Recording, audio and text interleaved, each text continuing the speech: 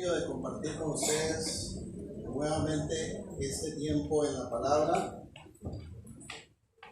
Hoy tuve doble privilegio, doble bendición poder ministrar también el tiempo de cantos y ahora compartir la palabra con ustedes.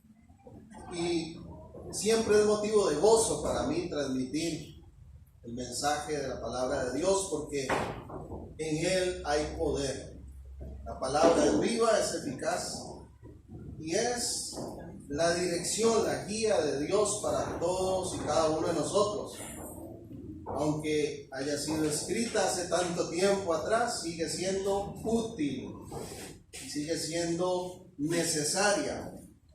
Y el llamado de Dios es que lo que recibimos lo pongamos en práctica. Quiero que utilicemos como texto base el Evangelio de Lucas en el capítulo 7. Si usted tiene ahí a mano para dar seguimiento a la lectura, por favor observe conmigo Lucas capítulo 7. También vamos a estar proyectando los textos aquí atrás.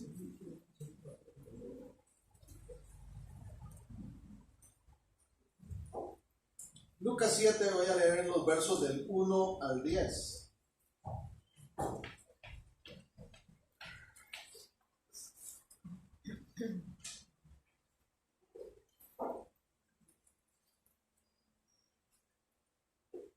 Jesús sana al siervo de un centurión, es el relato que se nos comparte en estos versos. Después que hubo terminado todas sus palabras, esta es la versión Reina Valera 60, después que hubo terminado todas sus palabras al pueblo que le oía, entró en Capernaum. Y el siervo de un centurión, a quien éste quería mucho, estaba enfermo y a punto de morir. Cuando el centurión oyó hablar de Jesús, le envió unos ancianos de los judíos rogándole que viniese y sanase a su siervo. Y ellos vinieron a Jesús y le rogaron con solicitud diciéndole: es digno de que le concedas esto, porque ama a nuestra nación y nos edificó una sinagoga. Y Jesús fue con ellos, pero cuando ya no estaban lejos de la casa, el centurión envió a él unos amigos diciéndole: Señor, no te molestes, pues no soy digno de que entres bajo mi techo, por lo que ni aún me tuve por digno de venir a ti. Pero di la palabra y mi siervo será sano. Porque también yo soy hombre puesto bajo autoridad y tengo soldados bajo mis órdenes, y digo a este ve y va, y al otro ven y viene, y a mi siervo haz esto y lo hace. Al oír esto, Jesús se maravilló de él y volviéndose dijo a la gente que le seguía: os digo que ni aún en Israel he hallado tanta fe. Y al regresar a casa los que habían sido enviados hallaron sano al siervo que había estado enfermo. Permítame orar. Padre Santo, gracias por tu palabra, por tu mensaje, por tu enseñanza que sigue siendo útil para nuestra vida. Disponemos todo nuestro ser para recibir lo que tú quieres hablarnos en este día, con la disposición de ponerlo en práctica, porque si algo hemos confirmado en nuestra vida es que vivir a tu manera es lo mejor que podemos hacer. En el poderoso nombre de Jesús ponemos este tiempo en tus manos. Guíanos, Espíritu de Dios. Amén. Amén. Permítame, antes de ir a desglosar un poquito los puntos que traigo para compartir en este mensaje, presentar una imagen, más bien dos imágenes que quiero utilizar en esta introducción. La imagen de la izquierda, posiblemente las nuevas generaciones dirán: ¿eso qué es? ¿Verdad? Pero los demás creo que sí pueden reconocer qué es eso. ¿Qué es? Una consola. ¿Okay? Y la peculiaridad que tenían estos aparatos es que las personas podían, o rocola también, ¿verdad? Solo que suena más al roco. También creo que les decían rocola. Y la particularidad de estos aparatos es que, por lo general, en los lugares donde estaban disponibles, cualquiera podía tener acceso a alguna música, alguna canción, alguna melodía, echando una moneda. Entonces usted echaba la monedita, muchísimos años antes del Bluetooth y el MP3 y todo, ¿verdad? Echaba la monedita y salía un listado con las canciones y la persona escogía de toda esa lista la que más le gustaba. Si este aparato estaba en una cafetería o en un bar o donde lo colocaran, un restaurante, qué sé yo, la persona que echaba la moneda era la que tenía en ese momento la decisión, la capacidad de decidir cuál música se escuchaba. Y si otra persona no le gustaba la canción, salada, tenía que esperar a que terminara, porque ya el que echó la moneda pagó y tenía derecho a que le complazcan. ¿Ok? En segundo lugar, la imagen de este animalito es conocido como un pingüino emperador. Por ahí hay algunas películas y documentales que hablan de esta situación. Y tiene una peculiaridad de este animalito. Es muy fiel, empezando por eso. Se dice que cuando selecciona una pareja y ésta le recibe, ¿verdad? Le acepta, hacen una unión tan sólida que va a ser la única pareja por el resto de su vida. Pero estos animalitos, aparte de fieles, tienen sus caprichillos, son caprichosos. Y para que la pingüinita acepte al pingüino, vean que él lleva algo en la boca. Tienen una costumbre de que este animalito va y busca una piedrita. Y trata de buscar alguna piedra que tenga una forma bonita, un color bonito, y lo presenta frente a pingüinita. Y si pingüinita dice, me gusta tu piedrita, significa somos novios.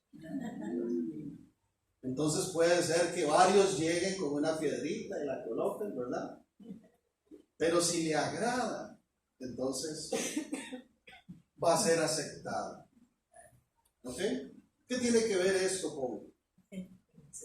con la enseñanza que quiero compartir? Resulta muy interesante la dinámica en que algunos interactúan con Dios.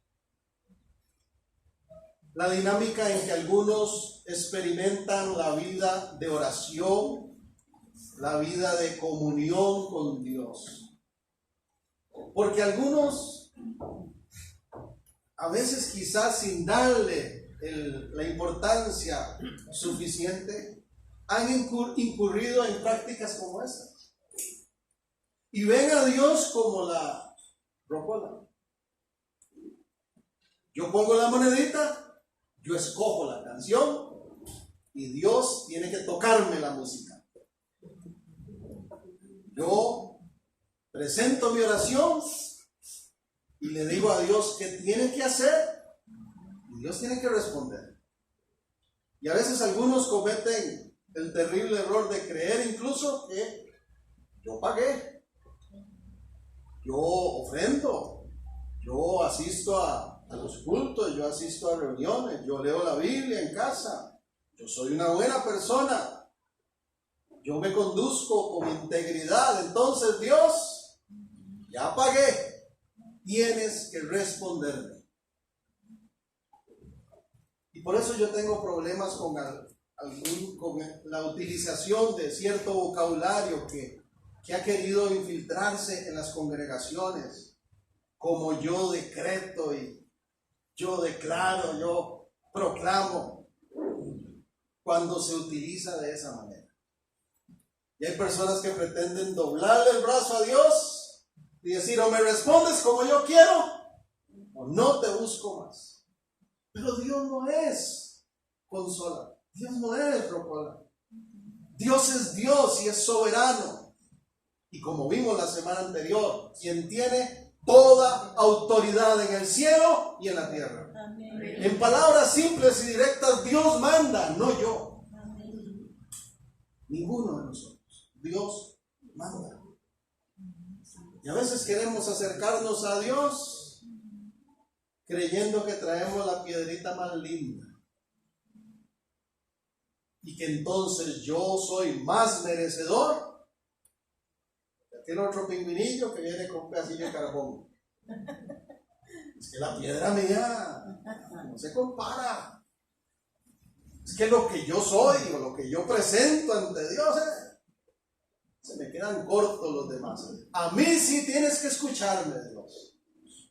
A ella no, a él no. Prácticas, hermanos, terribles, pero reales, presentes en la vida de algunos creyentes. ¿Qué tiene que ver esto con nuestra enseñanza? Yo titulé este sermón, Lo que mueve la mano de Dios.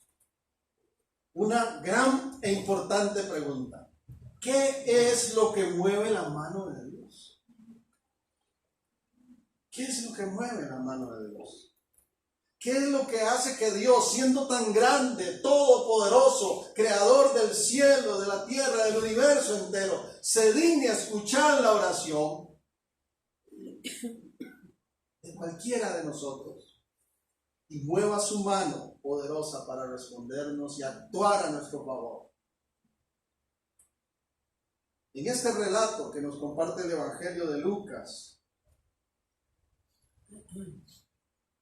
la fama de Jesús, la popularidad de Jesús ha recorrido las aldeas, los lugares y ha llegado al oído de muchas personas, y la gente sabe que Él no es como cualquier otro hombre, que en Él hay algo diferente, que aunque es humano, carne y hueso, con necesidades, tiene hambre, tiene calor, se angustia, se preocupa, pero hay algo diferente en esta persona, en Jesús. Ese hombre acostumbra a apartarse y tener oración con el Padre, y ha demostrado que Dios le respalda al punto de que se ha proclamado ser hijo de Dios, y su autoridad lo ha demostrado, sanando enfermos, resucitando personas, limpiando leprosos, haciendo cosas sorprendentes. Y llega esto al oído de un centurión,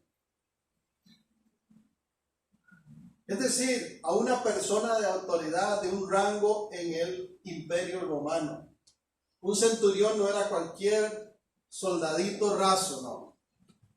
Era un líder, era un general. Se le llamaba centurión porque estaba a cargo de una centuria. Y dice el verso 4 que este centurión envía a algunas personas a Jesús para que le rueguen que sane a un siervo suyo que está muy enfermo. Versículo 4. ¿Qué dicen estas personas que el centurión envía? Vean qué interesante. Llegan ante Jesús y le ruegan, dice, con solicitud, ¿verdad?, para que sane a esta persona. Pero se toman el atrevimiento de decirle a Jesús: hágale caso al centurión, respóndale al centurión. ¿Por qué? Es digno de que le concedas esto, porque ama nuestra nación y hasta nos edificó una sinagoga. Lo primero que quiero mencionar en cuanto a lo que mueve la mano de Dios, mis hermanos, es que no es lo que digan los demás de nosotros lo que mueve la mano. No es lo que digan las personas de ti y de mí lo que mueve la mano de Dios. No crea que Jesús va a responderle a este centurión porque quedó impresionado que estos ancianos le dijeron: es que eres digno de que le contestes. Ama nuestra nación, hasta edificó la sinagoga. Sí se lo merece. No es lo que digan los demás de ti y de mí lo que nos hace ser objeto de las bendiciones, de las respuestas de Dios. Es digno, dijeron estos hombres. La Nueva Versión Internacional lo traduce como lo merece. Aunque la reputación, aunque el buen testimonio es importante, hermanos, no es por lo que digan los demás que vamos a ser escuchados. Y a veces las personas piensan que como es lo que dicen otros, hacen las cosas para que los vean. Yo les conté, creo, en otra ocasión de una señora en una congregación donde yo estaba cuando era adolescente, que yo llegaba temprano porque me tocaba participar en la música, y cuando yo llegaba estaba una señora siempre ahí, también tempranito, antes de empezar la reunión. Y la reunión iniciaba a las 7:30. Y esa señora se quedaba todo el rato y yo tal vez afinando el instrumento, preparando algunas cosas, y ella sentada no se movía. Pero cuando faltaban 5 minutos para las 7:30 que arrancaba la reunión, abría su bolso, sacaba un trapito, una botellita con líquido, lo mojaba y empezaba a limpiar las bancas. ¿Por qué cree usted que 5 minutos antes de que iniciara la reunión? Porque era cuando empezaba a llegar la gente, para que la vieran. No podemos cometer el error de creer que agradamos a Dios a través de lo que piensen los demás de nosotros. Usted no necesita impresionar a Dios haciendo cosas para que otros lo vean. Dios te ama ya. Amén. Vales mucho para Él. Te vean o no te vean. Amén. Lo sepan o no lo sepan. Porque Dios ya lo sabe. En Mateo capítulo 6.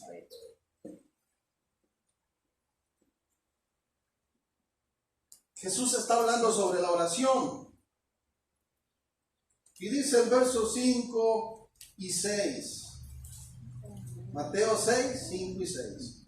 Y cuando ores, no seas como los hipócritas, porque ellos aman el orar en pie, en las sinagogas y en las esquinas de las calles, para ser vistos de los hombres. De cierto os digo que ya tienen su recompensa. Mas cuando ores, entra en tu aposento y cerrada la puerta, ora a tu Padre que está en secreto, y tu Padre que ve en lo secreto te recompensará en público. Simple y directamente, a Dios no se le puede engañar. No se trata de venir y lucirse delante de los demás para que tengan una buena opinión mía y así agradar a Dios. A Dios le agradan los corazones sinceros. Y fue muy duro con los fariseos y escribas y les dijo: ustedes son hipócritas. Entonces esto es un asunto de intimidad, de comunión verdadera con Dios.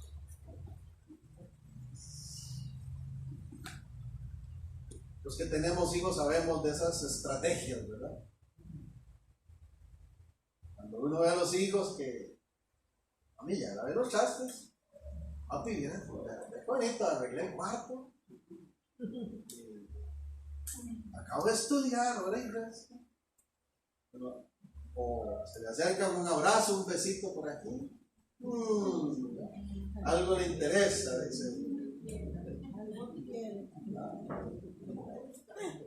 A veces somos tan evidentes con Dios, pero lo que mueve la mano de Dios no son esas acciones impresionantes, entre comillas. Segundo, volviendo a Lucas 7, nuestro texto base, dice el verso 5, que dentro de las cosas que estos hombres dicen, le dicen: porque ama a nuestra nación y nos edificó una sinagoga. No es lo que digan los demás lo que mueve la mano de Dios, tampoco son nuestras buenas obras. Aunque es claro que la palabra de Dios enseña que las obras son importantes. Santiago dedica, ¿verdad?, capítulos enteros para decirnos eso, que la fe debe ir acompañada de buenas obras. Pero no son las buenas obras las que mueven la mano de Dios. En una ocasión, estando aquí, compartiendo la palabra de Dios, vi pasar una persona ahí por el portón enfrente, bastante borrachito, ¿verdad?, pegando ahí, todo, sosteniéndose de las verjas, queda parado ahí, saca su billetera, la vuelve a guardar, se mete la mano en la otra bolsa, por último en una bolsita que tenía en la camisa y saca una moneda, y ya como puede, la tira ahí, se persina, tira un beso al aire y se va.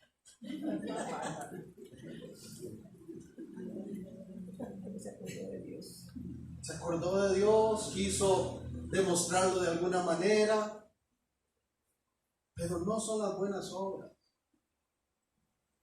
No es el hecho de cumplir con dar algo para el templo, tirar un beso al aire. Lo que mueve la mano de Dios es esos corazones sinceros que demostramos las cosas ante Dios no por interés, sino porque le amamos. Y hacemos buenas obras no para que Dios nos bendiga y nos prospere y nos responda. Al contrario, hacemos buenas obras porque hemos recibido tanto de Dios que estamos deseosos de demostrarlo con nuestras acciones. No existe nada, hago énfasis aquí, no existe nada que tú y yo podamos hacer para obtener salvación, vida eterna, más que la gracia de Dios manifestándose en nuestra vida. Así funciona con sus respuestas. Ahora, cuando usted ingresó al templo, la hermana me estuvo ayudando a repartirle la hojita de el listado de necesidades básicas. Ustedes saben que esto lo hacemos una vez al año, entregamos a inicio de año este listado, donde hemos enumerado algunas cosas que son objetivo para abordar durante el año en relación al templo, ¿verdad? Proyectos que tenemos, que si necesitamos pintar o comprar tal equipo, o como hicimos recientemente, ¿verdad?, que tuvimos que comprar láminas para el techo de arriba, ese tipo de cosas. Un error garrafal sería pensar que porque escogemos alguno de esos números de la lista y decimos yo pongo esto, entonces Dios está obligado a contestar todos mis anhelos. Pero cuando uno vive agradecido con Dios y uno ama la obra, uno dice, si puedo, gracias por esta oportunidad, porque puedo contribuir con algo, y lo hace con gozo. Pero no son las buenas obras lo que mueven la mano de Dios.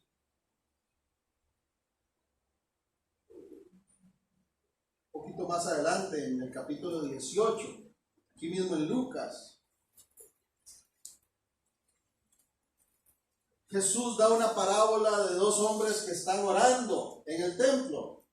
Uno es fariseo, es decir, un hombre de liderazgo, con importancia, ¿verdad?, en el pueblo, un hombre de ley. Y el otro es un publicano, que es todo lo contrario. La palabra publicano era el título para los cobradores de impuestos. Y los cobradores de impuestos en el contexto de Israel, en la época en que el Evangelio de Lucas se nos transmite, es que eran personas odiadas, rechazadas. ¿Sabe por qué? Porque le tocaba la más fea, ¿verdad?, cobrarle impuestos a la gente, a favor de Roma. Pero además de eso eran odiados porque eran judíos, cobrándole a otros judíos impuestos para Roma. Entonces los veían como traidores. Y tras de eso había la costumbre de que cobraban un poquito más de la cuenta para, mire, beneficiarse, enriquecerse a costas de los pobres. Eran odiados. Mientras que los fariseos andaban con un atuendo ahí particular, diferente, acostumbraban pararse en las esquinas y hacer oraciones para que la gente los viera. Entonces eran personas que admiraban a esa sociedad. Y Jesús pone el caso de estos dos hombres que entran a orar. Entonces dice el verso 10 del capítulo 18. Dos hombres subieron al templo a orar, uno era fariseo, el otro publicano. El fariseo, puesto en pie, oraba consigo mismo. Ya desde ahí empezó mal.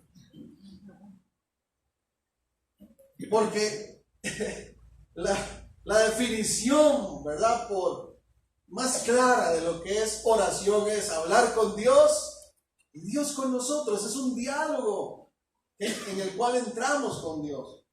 Pero este hombre está orando consigo mismo. Dios, te doy gracias porque no soy como los otros hombres, ladrones, injustos, adúlteros, ni aún como este publicano. Muestra, lo señala ahí, por encima del ojo viendo. Y entonces saca el currículum, hermanos. Según él, delante de Dios. No soy como ese, pero ¿qué tengo yo a favor? Ayuno 2 veces a la semana. Doy diezmos de todo lo que gano. Está echando la moneda a la rocola. Está cayendo la piedra para la pingüinita. Está pretendiendo que esas obras van a mover la mano de Dios. Pero vea la contraparte, dice Jesús, verso 13. Mas el publicano, dice esta parábola, estaba lejos. No quería ni aún alzar los ojos al cielo, sino que se golpeaba el pecho diciendo: Dios, sé propicio a mí, pecador. Ten compasión de mí, que soy un pecador, dicen otras versiones. Interesante.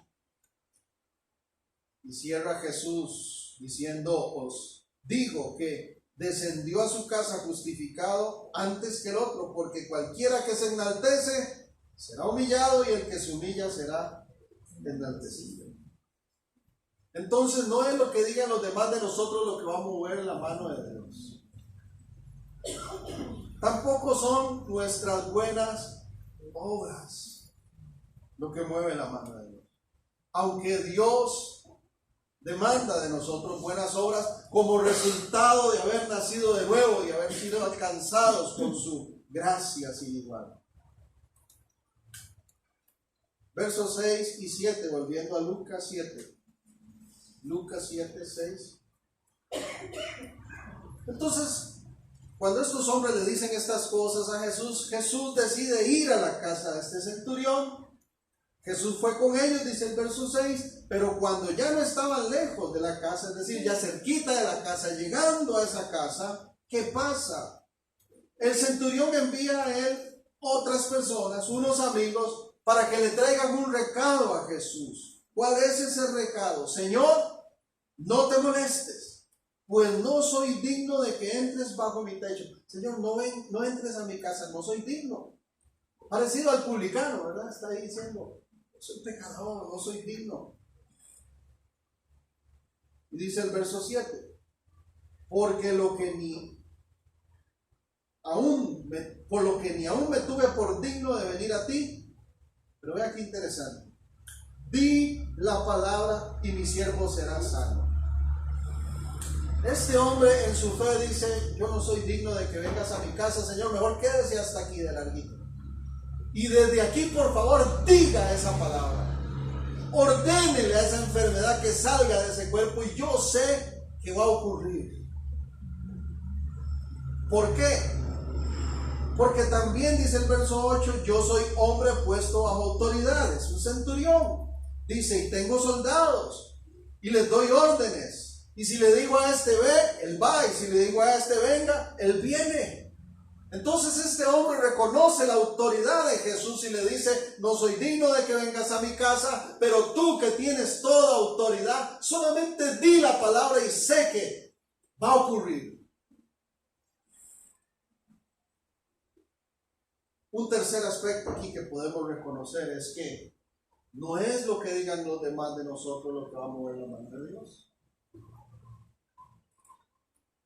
Y si estás cometiendo el error de hacer cosas para ganarte la apreciación, el respeto de otros antes que de Dios, entonces hay que hacer correcciones. En segundo lugar, no son las buenas obras tampoco, no es hacer por hacer, no es el activismo lo que mueve la mano de Dios, es el corazón sincero, en realidad. Pero en tercer lugar, tampoco es el rango o la posición que tengamos. ¿Le han dicho a usted alguna vez? A mí me lo han dicho. Vieras que estoy pasando esta situación tan terrible, me siento desesperado, me siento angustiado. Pastor, órele usted a Dios porque a usted sí lo oye. Eso es como, reconozco la autoridad, pero a la vez no me comprometo mucho como para estar ahí.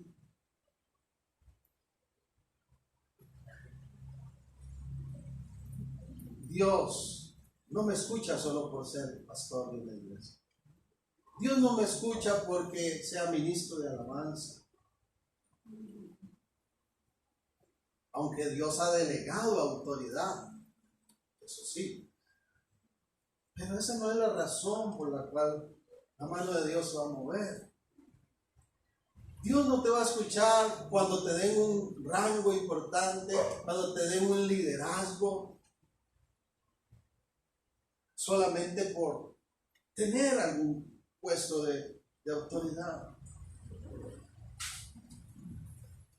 Dios responde porque Él quiere y porque Él tiene toda autoridad para hacer de lo imposible algo posible.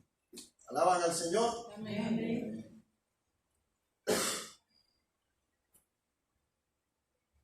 En 2 de Samuel, en el capítulo 12, le voy a dejar de tarea para que con más tiempo en su casa observe ese relato bíblico. Pero resulta ser que el rey David, con todo y su autoridad, con todo y su liderazgo, aquel mismo que mató al gigante, aquel mismo que fue un líder de la nación de Israel, anhelado. De hecho, se dice históricamente que el reinado, los 40 años que reinó David y los 40 años que reinó su hijo Salomón, son recordados hasta la fecha por el pueblo de Israel como la época de oro de Israel. Un rey admirado, reconocido, pero como cualquier ser humano mete las patotas. Comete algo terrible delante de Dios.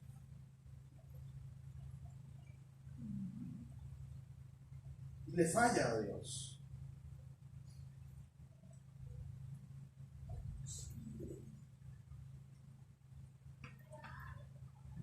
Si tiene tiempo no voy a leer todo el pasaje, pero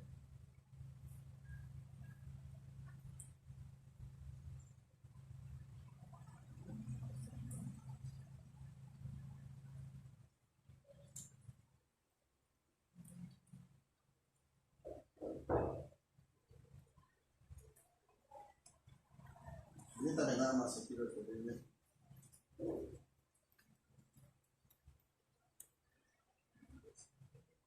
Y entonces dice el verso 1, Jehová envió a Natán a David y le dijo, había dos hombres en una ciudad, uno era rico, otro pobre. El rico tenía numerosas ovejas y vacas, pero el pobre no tenía más que una sola corderita que él había comprado y criado, que había crecido con él, con sus hijos juntamente, comiendo de su boca, bebiendo de su vaso, y la tenía como a una hija. Y vino uno de camino al hombre rico y este no quiso tomar de sus ovejas y de sus vacas para guisar para él caminante que había venido, sino que tomó la oveja de aquel hombre pobre y la preparó para aquel que había venido a él. Entonces se encendió el furor de David en gran manera contra aquel hombre y le dijo a Natán, vive Jehová, que el que tal hizo es digno de muerte. Ustedes recordarán en este relato, posiblemente. David, en tiempo en que debió haber salido a pelear, ese día estaba con pereza.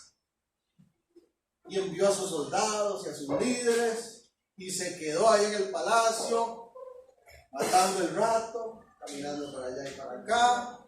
Y cuando pasó por uno de los patios y vio para allá, estaba una mujer llamada Betsabé bañándose. Y desde ahí arriba él la observa. Y como dijo aquel predicador, Dante Gebel, miróla, deseóla, trajóla y prendióla. Todo el combo. Y resulta ser que de esa relación ilícita queda embarazada esta mujer. Y entonces David pretende tapar el asunto, ¿verdad? Termina entonces enviando al marido de Betsabé, poniéndolo al frente en la pura guerra para que lo maten. Comete un asesinato, ¿verdad? Intelectualmente. Y pretende que esto siga ahí calladito. Dios envía al profeta Samuel y Samuel lo confronta con una historia y le dice esto de que un hombre rico, en vez de agarrar su propia ovejita para sus visitantes, le quitó a aquel que solo tenía la única. Y David dice, ¿dónde está ese? Dígame quién es, porque es digno de muerte, que lo maten. Y entonces Natán, el profeta, le dice, ese eres tú. Y David, hermanos, ahí se ve confrontado a su pecado. Realmente se arrepiente de corazón delante de Dios.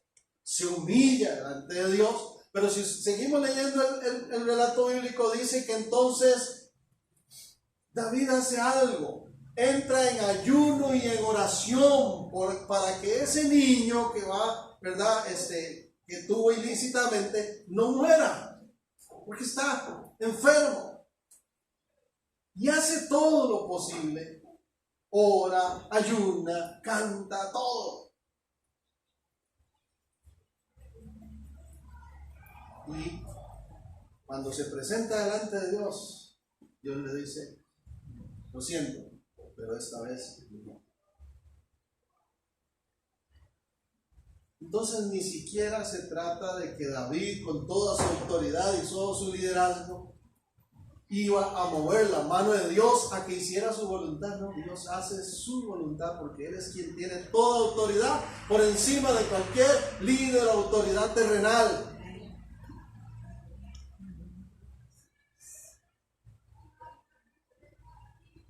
Así que tengamos cuidado cuando tenemos ese tipo de oraciones presuntuosas que quieren casi que ordenarle a Dios lo que tiene que hacer. Imagínense, hermanos, que el ejemplo por excelencia, el Señor Jesucristo, Hijo de Dios, Rey de Reyes, Señor de Señores, aquel que dijo y que está escrito en Mateo 28 que toda autoridad está en Él en el cielo y en la tierra.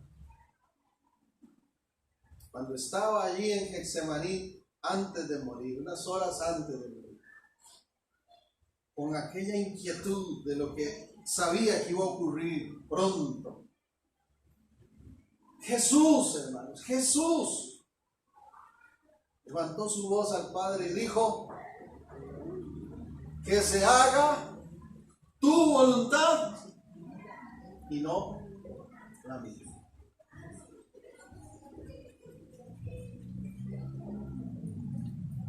¿Cuántas personas creen que tienen la posición suficiente para decirle a Dios, me lo hace así y te doy tiempo hasta mañana? Qué misericordia la de Dios, porque si Él quisiera no hay mañana para nosotros.